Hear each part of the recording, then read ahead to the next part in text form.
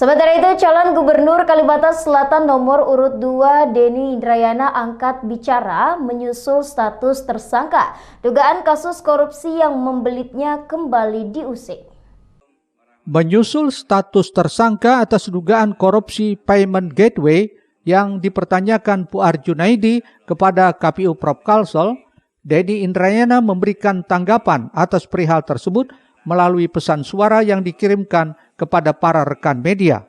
Mantan Wamenkumham era Presiden Susilo Bambang Yudhoyono periode kedua ini tidak menampik dugaan perkara kasus korupsi payment gateway yang ditudingkan kepadanya pada 2015 lalu. Menurutnya kasus 2015 itu sudah lama secara faktual dihentikan dan memang ia dibantu teman-teman aktivis anti korupsi seperti juga rekan-rekan DICW, Pusat Kajian Anti Korupsi UGM, Pusat Kajian Kebijakan Jakarta, dan seluruh tokoh anti korupsi menyatakan ini kriminalisasi. Denny pun telah memprediksi perkara tersebut akan diungkit oleh lawan politik di masa menjelang pencoblosan untuk menurunkan elektabilitasnya. Bahkan Denny siap buka-bukaan paslon mana yang memiliki program anti korupsi melalui debat terbuka yang nantinya juga dihadiri oleh paslon nomor urut 1. Dengan senang hati saya menjelaskan kepada publik Kalimantan Selatan persoalan ini dalam diskusi atau debat terbuka yang dihadiri juga oleh paslon nomor 1 supaya masyarakat Kalimantan Selatan tidak membeli kucing dalam karung siapa sebenarnya yang lebih anti korupsi. Yang perlu dipertanyakan justru kenapa kasus korupsi Muhyiddin yang sudah lengkap berkasnya P21 dihentikan. Ada apa?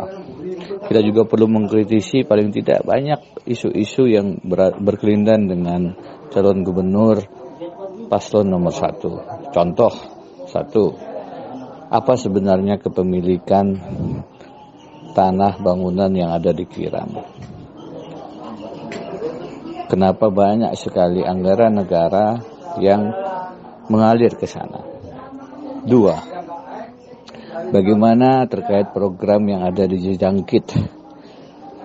Ada indikasi kerugian negara di sana, tolong dijelaskan. 3, revolusi hijau yang sering didengung-dengungkan juga mempunyai indikasi dugaan kerugian negara karena ada markup pembelian pohon dan lain-lain. Silahkan dijelaskan. Yang keempat, saya banyak menerima masukan dan mendengar nasib Bank Kalsel yang anggarannya, dananya pun perlu kita cari informasi lebih dalam karena adanya penyalahgunaan anggaran-anggaran di Bank Kalsel. Denny meminta debat terbuka itu digelar sebelum 9 Desember apabila disetujui pihak lawan dan lembaga terkait karena tanggal 5 Desember adalah tanggal terakhir kampanye. Tim Liputan, Banjar TV.